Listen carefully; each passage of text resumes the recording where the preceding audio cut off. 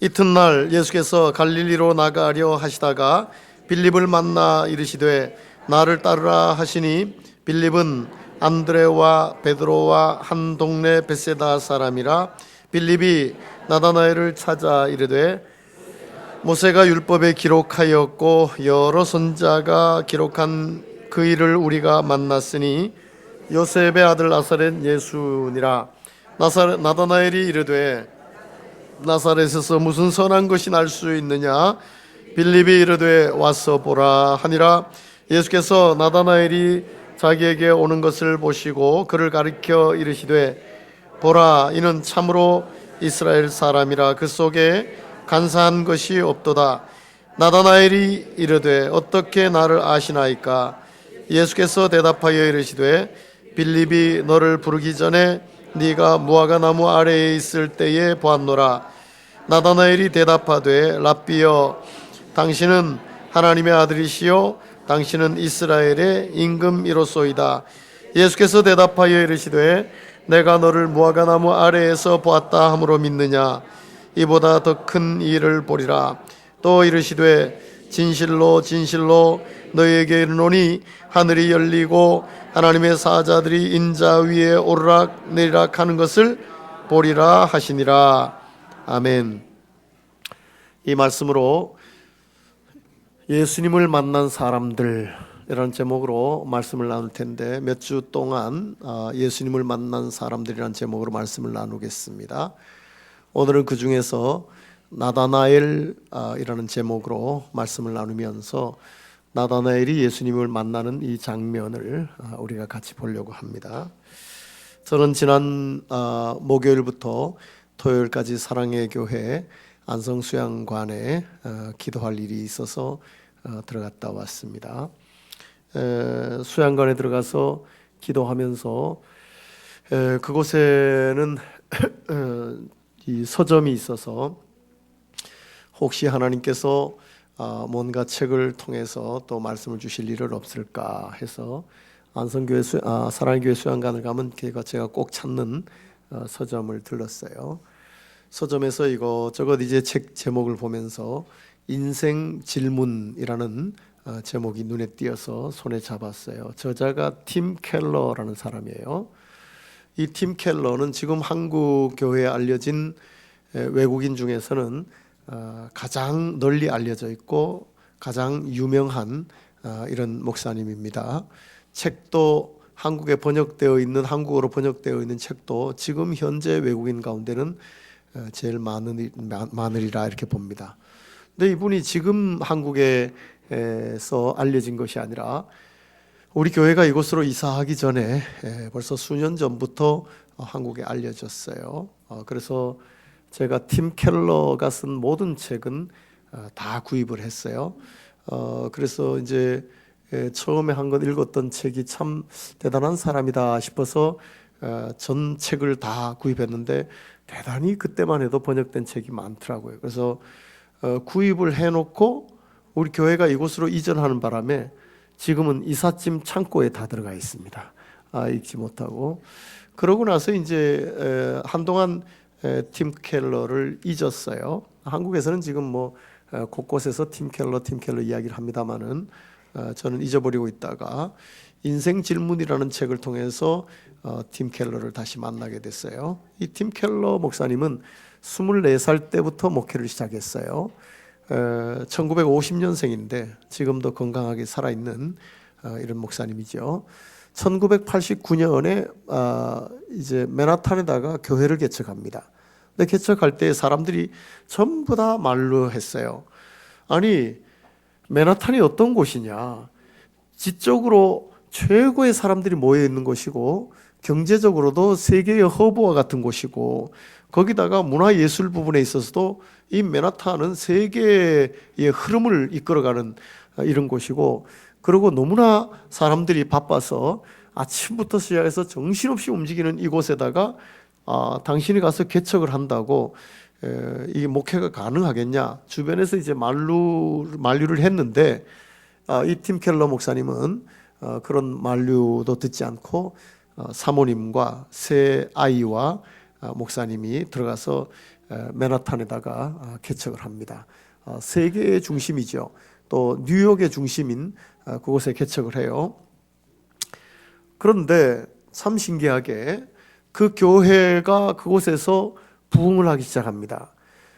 불과 얼마 되지 않았어요. 1989년에 맨하탄에 개척을 해서 제가 2010년에 안식년을 떠날 때에 미국에서 도약한 열세 교회라는 책을 보고 그 교회들을 찾아가려고 제가 미국을 갔었는데, 그 열세 교회 중에 이 팀 켈러 목사님이 개척을 해서 목회를 하고 있는 리디머 처치라고 장로교회죠. 리디머 처치가 그 열세 도약한 미국의 교회 중에 들어가 있었어요. 미국의 5만 교회를 선정해서 그 5만 교회를 살펴보고, 그리고 그 중에서 도약한 교회 열세 교회를 택해서 그 열세 교회를 소개해 놓은 책이었는데, 물론 아직까지도 한국어로는 번역이 안 됐습니다만은 거기에 나오는 팀 켈러 목사님의 그 리디머 처치니까 1989년부터 시작해서 확 부흥을 했죠. 그때도 이미 성도들이 한 5천 명 정도 된 것으로 알려져 있는데, 지금 한 5, 6천 명 정도의 성도들이 회집을 해서 신앙생활하는 그런 교회예요. 전 세계적으로 알려진 그런 교회지요. 근데 이 목사님은 아무리 지적으로 뛰어나고 경제적으로 세계의 허브의 역할을 하고 문화예술적으로 참 흐름을 주도해가는 그런 중심지라도 예수님을 만나면 변화될 것이다. 어떤 사람이라도 예수님을 만나면 변화될 것이다 하는 마음으로 그곳에 들어가가지고 이제 목회를 했는데, 정말 변화의 역사가 있은 거예요. 제가 2010년에 안식년을 맞이해서 그 리디머 처치에 참석했을 때 물론 팀 켈러 목사님이 설교하는 것을 듣지는 않았어요. 그날은 중국계 미국인이 와가지고 설교를 해서 제가 좀 아쉽기는 했는데, 아쉬워도 너무 아쉬웠던 게 중국계 미국인이 자기 신학 논문을 들고 와서 읽고 있었어요. 그래서 또 논문이니까 또 얼마나 까다로워요. 그 듣느라고 귀를 쫑긋 해가지고 막 애써 듣느라고 힘들었는데, 한 5분 10분 지나서 졸려가지고 야, 이런 설교를 내가 어떻게 듣나 하고 꾸벅꾸벅 졸기 시작했어요. 그러다가 꾸벅하고 정신 들어서 옆에 보니까 다 졸고 있는 거예요. 아니, 그 위대한 리디머 처치 팀 켈러 목사님을 찾아왔는데 목사님은 안 계시고 중국계 미국인 목사님이 설교하는데 다 졸고, 한국인들은 우리가 잘 알죠. 얼굴도 비슷하게 생기고 다 친숙해가지고 저라도 그런가 보다 해요. 또 조는 것도 한두 번 본 게 아니니까 각 교회마다 조는 사람들이 있어서 조는 거 보는 건 어렵지 않아요. 우리 교회도 조는 거 보는 건 그렇게 어렵지 않아요. 제가 그렇게 웃기는 설교를 잘 안 해서 잘 졸죠. 그래도 교회 와서 조는 것은 괜찮다, 난 그렇게 생각해요. 졸더라도 교회 와서 졸어라. 하나님께서 얼마나 쓰다듬어 주겠느냐. 자는 가운데 꿈도 보여주시고 대신에 잠꼬대만 안 하면 교회 와서 조는 것도 괜찮다, 이렇게 생각이 돼요. 그런데 코 크고 허옇고 멀음하게 생긴 사람들이 꾸벅뻑 조니까 이게 얼마나 꼴불견인지. 우리가 조는 건 그래도 봐줄 만한데 저 사람들이, 또 특히 리디머 처치는 흑인들이 거의 없어요. 거의 백인이에요. 제가 아무리 살펴도 주변에 흑인이 없었어요. 나머지 다른 교회들은 제가 가는 이 터버너클 처치라든지 이런 교회들, 알려진 교회들은 가보니까 흑인들이 많아요. 근데 이 리디머 처치는 흑인이 거의 없어요. 근데 그 잘생기고 멋진 사람들이 꾸벅꾸벅 졸고 어떤 사람은 아예 뻗었어요. 아마 팀 켈러 목사님 설교하면 다르겠죠. 근데 왜 어떻게 이 교회가 이렇게 크게 유명한 교회로 알려졌을까 하고 나중에 숙제가 돼서 살펴봤더니, 그 교회는 자원봉사 NGO의 허브와 같은 교회예요. 한 수천 개의 단체가 있어서 예배가 딱 끝나면 바로 성도들이 전부 그 사무실로 들어간답니다. 사무실로 들어가서 막 전화를 해대고 저 아프리카까지 지금 후원하고 있는 이런 단체, 자원봉사 단체들이 지금 어떻게 돌아가는지 체크하고 문자 보내고 확인하고 결과를 적고 이런 일들을 흩어져가지고 쫙쫙 하는 거예요. 그 제가 가만히 생각해 보니까 이곳에 들어가서 목회가 되겠나 했지만 팀 켈러 목사님은 예수 만나면 변화될 것이다 하고 들어갔는데 그들이 예수를 만났어요. 그러니 지적으로 아주 최고의 사람들이 예수님을 만나니까 배우지 못한 사람이 눈에 보이는 거예요. 경제적으로 허브 역할을 하는 그곳에서 뛰어난 그 사람들이 예수님을 만나고 나니까 가난한 사람들이 보이는 거예요. 물질적으로도 그렇죠. 또 명예 면에 있어서도 뛰어난 사람들이 예수님을 만나고 나니까 이게 힘이 없고 약한 사람이 눈에 보이기 시작하는 거예요. 그래서 그 교회는 그런 사람들을 돕는 교회로, 후원하는 교회로 바뀌어버렸어요. 그래서 못 배우고 가난하고 힘없고 약한 사람들을 예배 시간이 딱 끝나면 돌아가서 각각 사무실로, 그 교회에서 만들어 놓은 그 사무실로 쫙 흩어져 가지고 그 일을, 그 바쁜 사람들이 정신없이 하는 거예요. 예수 만나니까 변화가 되고, 변화가 되니까 그들의 눈에 보이는, 이때까지 안 보이던 사람들이 그들의 눈에 보이고, 그들을 위해서 삶의 의미를 찾고, 그리고 행복하게 그 일을 해가는 이 리디머 처치의 모습을 보게 됐단 말이죠. 이 팀 켈러 목사님이 인생 질문이라는 이런 책을 쭉 펼쳐가는데, 제가 그 책을 통해서 그분을 만나면서 이제 제일 겉표지부터 줄치는 마음으로 읽어가기 시작했어요. 겉장을 넘기고 속장을 넘기고 하나하나 넘기면서 제일 첫 챕터에 나오는 것이 나다나엘이었어요. 나다나엘이었어요. 이 나다나엘에 대해서 팀 켈러 목사님이 쭉 써가는데, 이 팀 켈러 목사님이 얼마나 박식한지 몰라요. 책을 대단히 많이 읽은 분 같아요. 나다나엘이 예수님을 만나가는 그 과정을 다루면서 이야기하는 그런 이야기들이 대단히 풍성했어요. 그러면서 제가 참 이 팀 켈러 목사님에게 참 본받을 점이 많구나 하는 생각을 하면서 쭉 읽어갔어요. 그 나다나엘에 대한 팀 켈러의 이야기를 다 읽고 나서 나다나엘이 예수님을 만나는 것에 대한 이 인사이트가 생겼어요. 그분이 다루지는, 그걸 포커스를 맞춰서 다루지는 않지만, 그래서 예수님을 만난 사람들을 나다나엘부터 하나씩 보았으면 좋겠다 싶어서 오늘 나다나엘을 보게 돼요. 근데 이제 예수님 당시에 사람들에게 중심은, 당시에는 이제 헬라인들이 지적인 중심 인물들이었는데, 이 헬라인들은 우주 만물이 돌아가는 원리를 찾기를 원했어요. 그리고 만물의 움직임의 중심이 무엇인지를 찾아갔던 사람들이에요. 그래서 그 우주 만물이 운영되는 중심 원리, 또한 그 중심 축을 찾게 되면 그걸 붙들고 살면 인생의 삶에 의미가 있다, 이렇게 생각했죠. 그래서 중심 원리와 중심 축을 찾으려고 애썼던 사람들이 헬라인들이고, 그들이 세계의 지적인 중심을 이루어 가고 있었는데, 당시에 그런 고민을 가지고 있는 사람들은 다 만물의 중심이 뭘까, 만물을 운영하는 되는 그 원리가 뭘까 하는 것을 생각하고 있었는데, 그게 바로 헬라어로는 로고스예요. 로고스라는 말이 만물을 운영해가는 원리, 또한 만물의 중심축, 이런 뜻을 가지고 있어요. 대단히 다양한 뜻을 가지고 있지만은 그런 뜻을 가지고 있어요. 그래서 당시에 만물의 이 운행의 원리를 찾아갔는데, 그 원리를 로고스라고 해서 로고스가 뭘까 하는 것을 찾아갔단 말이죠. 그리고 그걸 발견하면, 아무리 발견해도 완벽하게 발견할 수는 없지만, 그래도 발견해 놓은 그 만물의 운영의 원리를 찾아가고 그 원리를 따라 살아가는 것이 삶의 의미라고 생각했던 이런 시대가 예수님 당시라 말이죠. 근데 이렇게 로고스라는 것이 만물의 운영의 원리요, 또 축이에요. 그런데 사도 요한은 이 만물의 원리요, 축을 다르게 이야기를 해요.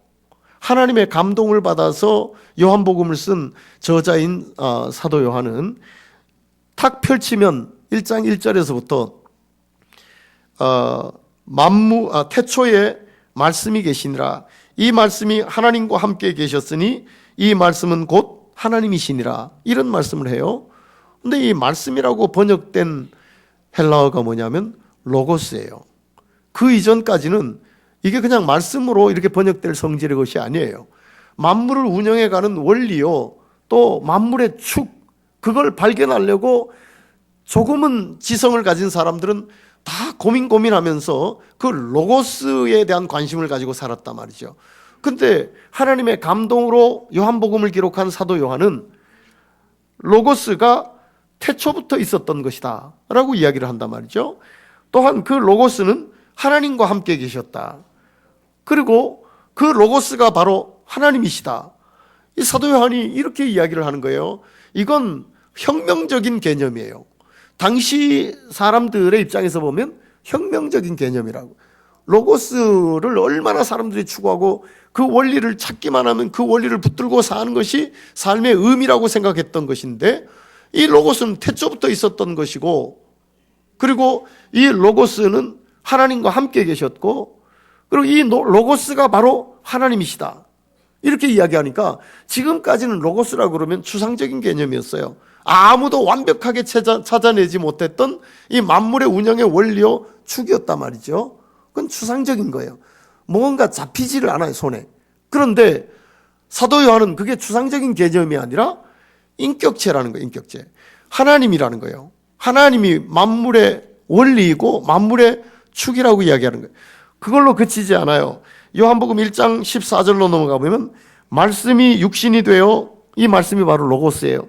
로고스가 육신이 되어 우리 가운데 거하심에 우리가 그의 영광을 보니 아버지의 독생자의 영광이요 은혜와 진리가 충만하더라. 이렇게 말씀하고 있는 거예요. 로고스가 하나님이라고 하더니 하나님이신 그 로고스가 육신을 입었다는 거예요. 그리고 그 로고스가 우리 가운데 거한다는 거예요. 그러니 이게 추상적인 개념이 아니라 한 인격체로 우리 가운데 와 계시는 로고스라고 이야기를 하는 거예요. 그건 사람들은 기절할 노릇이죠. 너무나 이건 혁명적인 이런 개념이어서 놀랄 만한 일이죠. 그분이 바로 우리 가운데 거하신다라고 이야기를 하고 있는데, 이분이 메시아인 거예요. 이분이 예수님인 거예요. 그러니 사도 요한은 그렇게 사람들이 추구하던 그 로고스를 인격체인 예수님이라고 이야기를 해요. 예수님이라고. 그래서 삶의 원리나 이 모든 만물의 운영의 원리는 예수님을 만나면 해결된다 이거예요. 해결된다. 그리고 온 우주 만물의 중심축은 예수님을 만나면 그 의문이 해결된다는 거예요. 왜냐하면 예수님이 로고스이기 때문이라는 거죠. 이걸 그냥 말씀으로만 번역을 해놔서 그렇지 로고스의 의미, 원래 의미는 그런 의미였단 말이죠. 그러니 예수님을 만나면 정말로 이 우주 만물의 원리에 대한 고민이 풀리고, 또한 중심축이 뭔지에 대한 그런 의문이 다 풀린다. 이거 풀리면 결국은 그 예수님과 함께 살아가면 거기에 삶의 의미가 있고, 그리고 사는 것에 만족할 수 있다는 겁니다. 이때 당시에는 학교가 없었죠. 그래서 학교에서 뭘 가르치는 것이 아니라 스승을 두었죠. 그리고 문화생으로 들어가서 그 스승을 통해서 배우게 돼요. 그런데 사도 요한이 이런 말씀을 쓰고 했지만 이때 당시에 스승으로 최고의 스승은 세례 요한이었어요. 세례 요한은 수많은 문화생을 두었어요. 그 밑에 문화생은 세례 요한을 통해서 배우고 세례 요한의 영향을 대단히 많이 받았죠. 그런데 이 세례 요한의 문화생 가운데 안드레라는 사람이 있었고 빌립이라는 사람이 있었어요.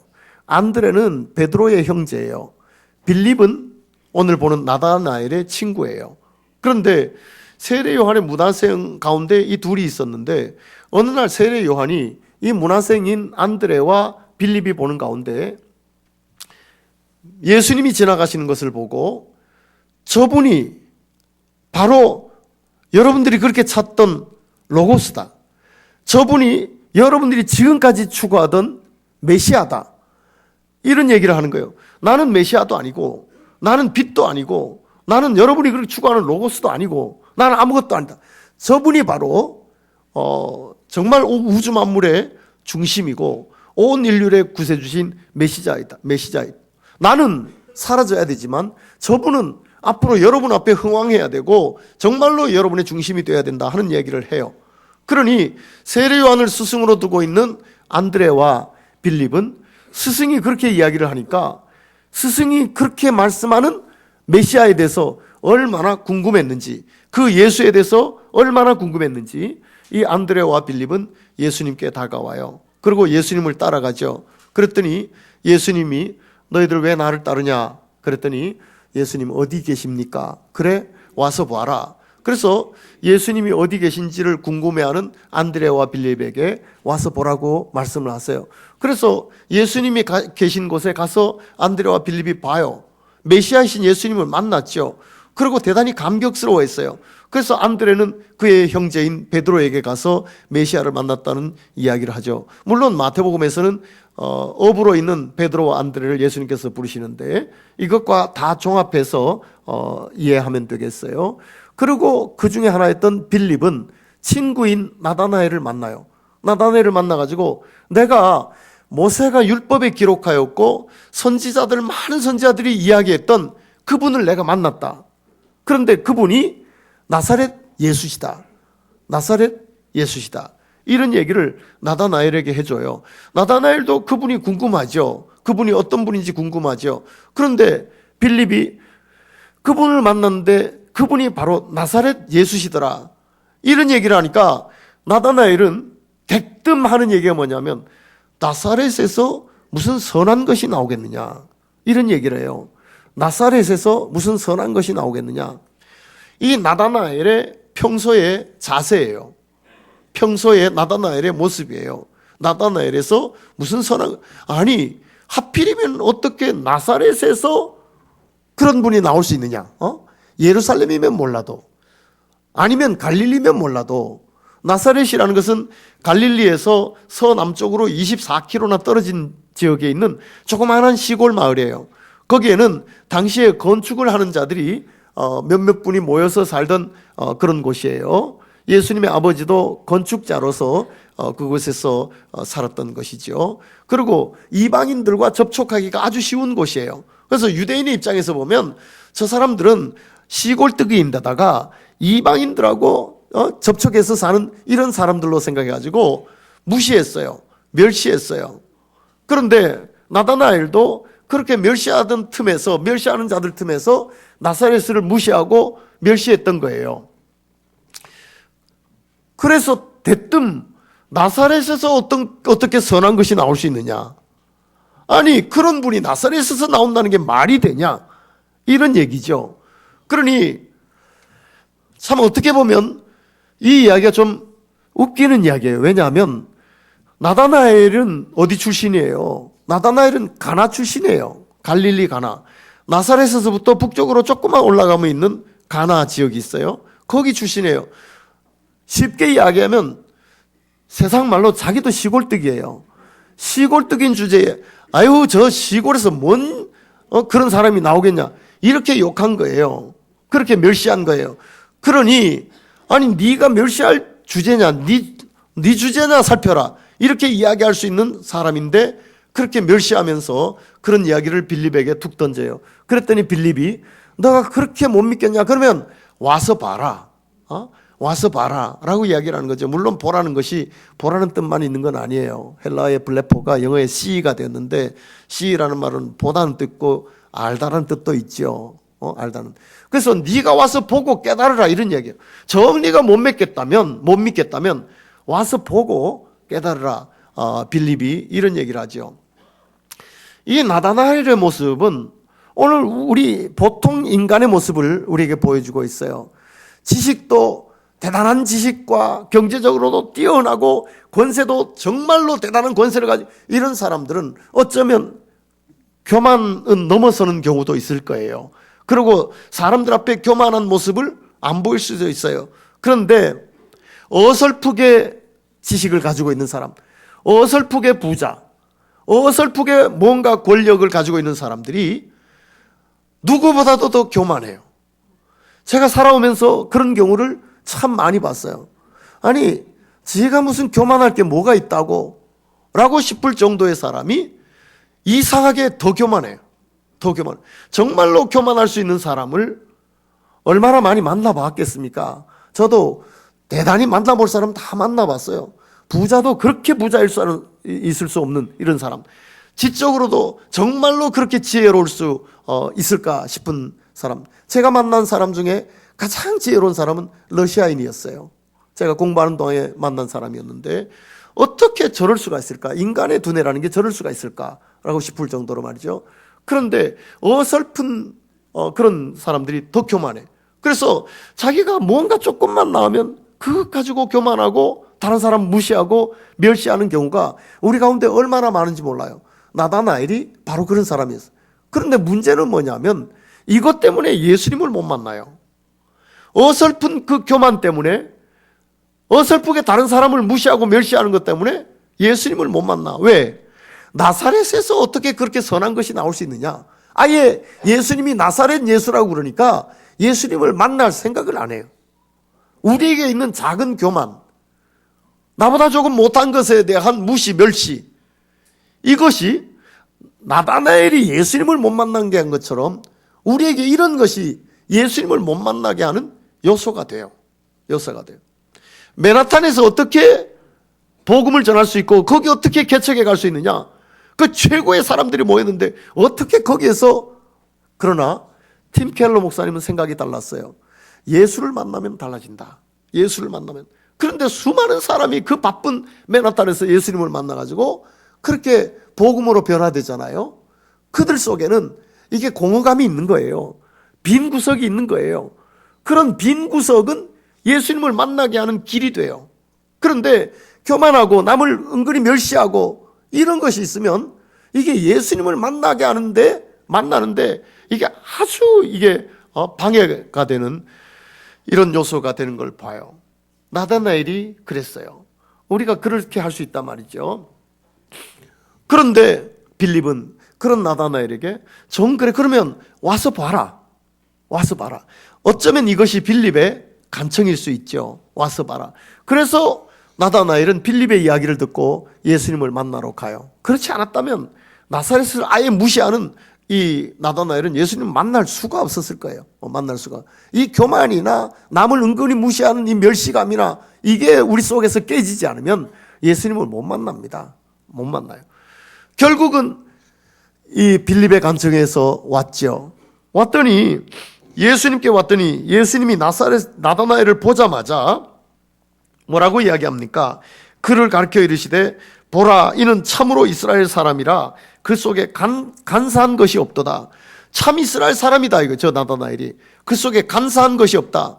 사실은 예수님이 이렇게 말씀해 주셨지만 사람과의 관계에서는 이 나다나엘이 대단히 힘든 사람일 수 있어요. 솔직한 사람이라 이거죠. 솔직한 사람. 자기가 생각하고 있는 것은 그냥 거침없이 말하는 사람이라 이거죠. 거침없이, 숨김없이. 이게 어떻게 보면 인간관계에서는 되게 힘든 이런 사람이에요. 안 그래도 은근히 교만하고 남들을 무시하는 사람이 편협된 생각으로 거침없이 말을 한다면 듣는 사람이 얼마나 상처가 있겠어요. 아마 나다나엘은 친구 관계가 원만하지 않았을 거예요. 빌립도 나다나엘에게 둘도 없는 친구라고 보다는 메시아를 소개하기 위해서 나다나엘을 만난 이런 사람이 아닐까 싶어요. 그런데 그를 만났더니 예수님이 참 너에게 관사함이 없다. 넌 참 이스라엘 사람이다. 이렇게 칭찬을 해주는 거예요. 그러면서 오래전부터 자기를 알고 있는 사람처럼 예수님이 그렇게 말씀을 해주시니까 이 나다나엘이 너무 궁금했어요. 아니, 어떻게 나를 아십니까? 하고 묻죠. 어떻게 나를 아십니까? 그랬더니 예수님께서 하신 말씀이 너가 빌립이 너를 부르기 전에 너가 무화과나무 아래에 있을 때에 내가 너를 보았다. 무화과나무 아래에 있을 때. 이건 말도 안 되는 이야기예요. 예수님과 관계도 없었고 그랬는데 어떻게 예수님께서 나를 무화과나무 아래에 있을 때 빌립이 부르기도 전에 나를 알았다고 그렇게 하는 거지. 물론 무화과나무 아래에서 뭘 했는지 그건 몰라요. 성경 기록은. 그러나 빌립이 부르기 전에 이미 예수님께서 알고 계셨다는 이런 말씀을 예수님께서 나다나엘에게 던져주세요. 예수님의 초월적인 모습을 발견하게 됐죠. 초월자이신 예수님을 발견하게 된 거예요. 예수님이 보통 인간과 같은 분이 아니라 이거예요. 보통 인간과 모든 면에 있어서 초월적인 이런 능력을 가지신 예수님이라는 것을 이 나다나엘이 발견하게 된 것입니다. 이러자마자 이 나다나엘은 완전히 그의 생각이 바뀌어버렸어요. 나사렛에서 무슨 선한 것이 나올 수 있느냐, 어떻게 메시아가, 어떻게 온 우주 만물의 중심축이요 원리가 되는 인격체이신 예수 그리스도가 어떻게 나사렛이라는 그 형편없는 곳에서 나올 수 있느냐라고 했던 나다나엘이 자기의 이 교만과 또한 남들을 무시하던 이런 마음이 빌립에 의해서 거의 강압적으로 예수님께 인도되어서 예수님을 만나고 초월자이신 그 예수님을 만나고 나서 자기는 깨진 거예요. 아니구나, 나사렛에서도 이런 분이 나올 수 있는 거구나, 이분이 우리 인간과 같은 분이 아니구나, 정말로 이분은 신이시구나 하는 것을, 그 사실을 발견하게 되었어요. 그러고 나서 나다나엘이 뭐라고 이야기를 합니까? 49절에 보면 나다나엘이 대답하되 랍비여, 당신은 하나님의 아들이시요 당신은 이스라엘의 임금이로소이다. 이런 이야기를 해요. 완전히 달라진 이야기죠.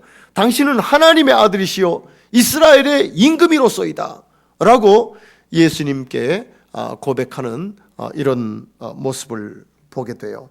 예수님에 대한 확실한 믿음이 생긴 거죠. 예수님에 대한 누구보다도 견고한 믿음이 생기게 된 이런 모습을 봐요. 이는 오늘날 우리말로 하면 교회 생활을 하던 사람이 신앙 생활을 하는 자로 바뀌어가는 거죠. 많은 사람들이 교회 생활을 해요. 신앙 생활은 하지 않더라도 교회 생활을 하는 분들이 많죠. 처음 나와서 아직 모르는 상태에서 교회 생활을 하죠. 나와서 기도할 때 기도하고 찬송 부를 때 찬송 부르고 봉사하라면 하고 할 수는 있어요. 그러나 그가 한평생 동안 신앙생활로 바뀌어가지 않을 그런 불행할 사람이 있을 수 있어요. 근데 이런 사람들에게 교회에서 종종 이야기를 하죠. 인격체이신 예수님을 만나면 바뀐다. 인격체이신 예수님을 만나면 바뀐다. 하나님의 임재를 경험하면 바뀐다. 이런 얘기를 해요. 그러나 어떻게 인격자이신 예수님을 만나냐, 어떻게 만나냐, 또 어떻게 하나님의 임재를 경험하냐, 수천 년 전에 살아계셨던 그 예수님을 어떻게 인격적으로 만나냐, 또한 전능하신 그 하나님의 임재를 어떻게 경험하느냐, 이거죠. 절대로 쉬운 얘기가 아니에요. 그런데 나다나엘을 보니까 적어도 나다나엘의 입장에서는 보면 인간의 얄팍한 교만과 남을 은근히 무시하는, 멸시하는 이런 마음이 예수님을 인격적으로 못 만나게 한 그런 원인이 되고 있던 걸 봐요. 적어도 이 부분에 있어서 우리가 예수님을 정말로 인격적으로 만나면 교회 생활에서 신앙생활로 바뀌는데, 그렇게 하지 못하는 요소 가운데 나다나엘처럼 정말 어설픈 그런 교만과 남들을 은근히 무시하는 이런 것이 있다면 예수님을 깊이 못 만날 수 있는 원인이 된다, 이거예요. 원인이. 그래도 어쨌든 빌립이 와서 보라고 이야기한 것처럼 우리가 성전에 들어와서 언제나 말씀을 듣고 또한 교회 생활을 하는 이런 가운데 예수님의 그 초월자이신 그 예수님의 그 전능하신 그런 능력을 말씀을 통해서 우리가 볼 때에 우리는 그 예수님에 대한 믿음이 우리 속에서 생겨날 수 있습니다. 신앙이 없는 줄 알았더니 10년, 20년 지난 사이에 나도 모르게 신앙이 있어. 결정적인 순간에 예수를 의지하는 마음이 우리 속에서 드러나는 것을 우리가 보게 돼요. 이렇게 예수님에 대한 고백을 하고 났더니 예수님이 뭐라고 하시냐면 50절에 보면 예수께서 대답하여 이르시되 내가 너를 무화과나무 아래에서 보았다 함으로 믿느냐? 이보다 더 큰 일을 보리라. 또 이르시되 진실로 진실로 너희에게 이르노니 하늘이 열리고 하나님의 사자들이 인자 위에 오르락내리락 하는 것을 보리라 하시니라. 이런 말씀을 예수님께서 해주세요. 너가 지금 내가 초월적인 능력을 가지고 있는 무화과나무 아래에 있는 너를 보았다 하는 것 때문에 네가 나를 믿느냐? 이것보다 큰 일을 보리라 라고 말씀하시면서 야곱이 보았던 것을 인용하시죠. 야곱이 에서를 피해서 도망가다가 돌베개를 하고 잘 때에 꿈 가운데 사닥다리가 나오는데 하늘에서부터 땅에까지 닿는 사닥다리예요. 거기에 하나님의 사자들이 오르락 내리락 하는 것을 야곱이 보았어요. 이걸 예수님께서 인용해서 네가 더 큰 것을 볼 터인데 앞으로 인자 위에 하나님의 사자들이, 하늘이 열리고 하나님의 사자들이 인자 위에 오르락 내리락 하는 것을 보리라. 나 위에 오르락 내리라는 것을 보리라, 이런 말씀을 하셨어요. 이건 언제 이루어졌습니까? 예수님의 십자가에서 이루어진 겁니다. 예수의 십자가는 하늘과 땅을 잇는 사닥다리와 같은 거예요. 인간이 죄를 짓고 하늘과 땅은 분리되어 버렸어요. 이상과 현실은 나눠져 버리고 말았어요. 하나님과 인간 사이에는 완전히 금이 가고 말아버렸어요. 그런데 하나님께서 야곱의 꿈에 사닥다리를 보여주셨듯이 예수님의 십자가는 하늘과 땅을 잇는 사닥다리예요. 하나님과 사람을 잇는 사닥다리예요. 이상과 현실을 잇는 사닥다리예요. 이걸 보리라고 예수님께서 말씀해 주셨어요. 나중에 참 나다나엘이 이걸 보았는지 안 봤는지는 잘 몰라요. 그러나 이 나다나엘과 동일 인물이 누구냐면 바돌로메예요. 예수님의 12제자 가운데 나오는 바돌로메가 바로 나다나엘이라고 다 봅니다.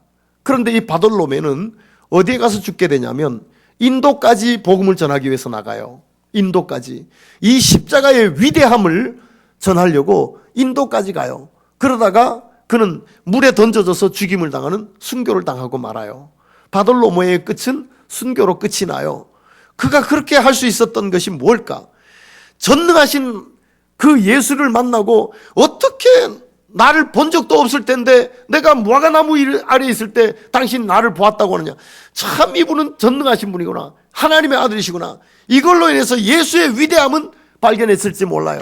그러나 예수님께서 너 그거보다 더 큰 일을 보리라 라고 말씀하시면서 십자가의 사건을 보게 하셨단 말이죠. 십자가는 그런 것과 비교할 수 없는 거란 말이죠.